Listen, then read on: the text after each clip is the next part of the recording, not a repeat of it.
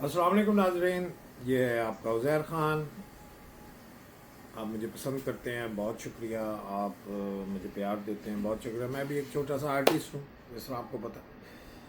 तो आज मैं एक ड्रामे का रिव्यू लेके आया हूँ। सिर्फ छोटी सी बात करूँगा कि पहले मैंने एहसन तालिश, हमारा बहुत पुराना जानने वाले हैं, बहुत पुराने कुलीग हैं। और जब एहसन तालिश साहब रफ़ी पीर थिएटर भी उन्होंने ज्वाइन किया, जिसमें इरम बिनते शाहिद, एहसन, सवेरा सवेरा नदीम और मैं भी एक छोटा सा उसमें काम करता था। फिर मैं उस्मान पिरज़ादा साहब के साथ काम करने लग गया और ये बड़े लोग बन गए, मैं छोटा रह गया।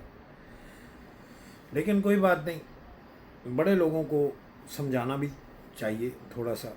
अब एहसन भाई ने पहला ड्रामा किया चमक, अयूब राजा साहब का बड़ा प्यारा ड्रामा था, सीरियल बहुत अच्छा था, फैसल कुरैशी साहब, बहुत पुरानी बात है। और फैसल ने उसमें बड़ा अच्छा काम किया, फैसल भी मेरे भाइयों की तरह है। उसके बाद बड़े अरसे बाद एहसन साहब का एक ड्रामा देखने को मिला जिसका नाम था शरपसंद।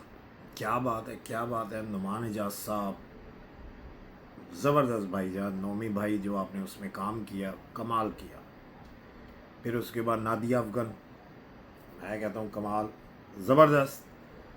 हरीम फ़ारूकी, अफ़ान, और स्पेशली जो सीन को समझते हैं और दिल पे ले गए वो थे, अल्लाह उनको ज़िंदगी दे, शहजाद रज़ा साहब हमारे मुर्शद। वैसे तो सारे ही मेरे उस्तादों में आते हैं, लेकिन कुछ उस्ताद मेरे चार हैं, जिनमें सुहेल अहमद साहब, खलीलुर रहमान कमर साहब, फरदौस जमाल साहब और उस्मान पिरज़ादा साहब। ये मेरे चार बुर्ज हैं, ये मेरे चबुर्जी हैं, ये मैं कहना चाहूँगा। अच्छा, शॉर्टकट बात ये कि जहाँ पे शरपसंद ने इतना हिट, इतना प्यारा स्क्रिप्ट, और क्या नुमान साहब की हाँ हाँ हाँ हाँ हाँ हाँ, अच्छा हाँ हाँ हाँ, वो वाली एक्टिंग, ओ कमाल कमाल कमाल। लेकिन एकदम वो ड्रामा खत्म होता है तो अगला प्रोजेक्ट आता है जिसका नाम होता है हीर, मिर्जा दी हीर।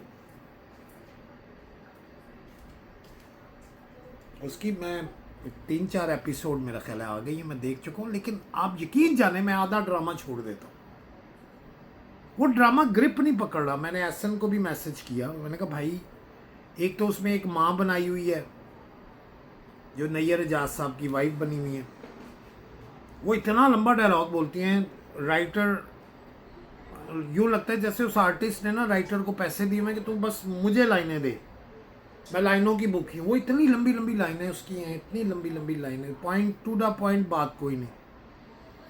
अली ताहिर भाई बहुत अच्छे आर्टिस्ट हैं माशाल्लाह, बड़े अच्छे इंसान भी हैं। उन्होंने एक प्रोजेक्ट मेरा एज ए डायरेक्टर भी किया हुआ है। लेकिन इसमें अली ताहिर साहब की भी समझ नहीं आ रही, इतना उनको बूढ़ा किया हुआ है, इतना क्यों, वजह। अगर इतना ही उनको बूढ़ा करना था, यहाँ पे उनके कोई चीज़ रखनी थी, उनको ऐसे करना था, तो हाथ में सोटी भी दे देते, ताकि फिर करैक्टर पूरा बनता ना कि एक बूढ़ा आदमी है, चल नहीं, एक्सीडेंट में ऐसा हो गया, नीचे से बाहर से कोई कुब्बा निकल आया, कोई ऐसी चीज़ करते। फिर उसके बाद नैयर एजाज साहब को बड़ा ज़ाया किया गया है, वो चौधरी लग ही नहीं रहे हैं। हालांकि मेरे साथ बड़ा काम किया मैंने उनके साथ, बड़ा, मेरी रेड बत्ती के मेन विलन है। और नैयर साहब बस वो कुल्लापन आया हुआ है उनको, और वो शेरवानी पहनी हुई है, और वो अबे कहाँ जा रहे हो, अबे किधर हो, क्या क्या क्या, इस तरह वो बहुत ज़्यादा शाउट कर रहे हैं। फिर उसके बाद जी वो हीर है, वो ठीक है, एज़ यूजुअल जिस तरह हीरोइन होती है, बहुत अच्छा काम किया उन्होंने, लड़का भी बहुत अच्छा है।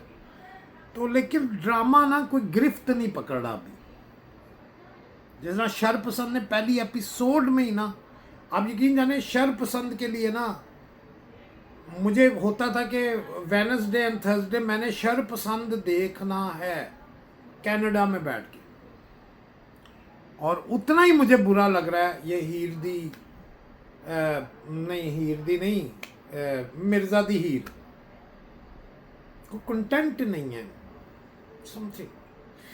शायद आगे जाके गिरफ्त पकड़े ड्रामा, लेकिन वो क्या कहते हैं, first impression is the last impression.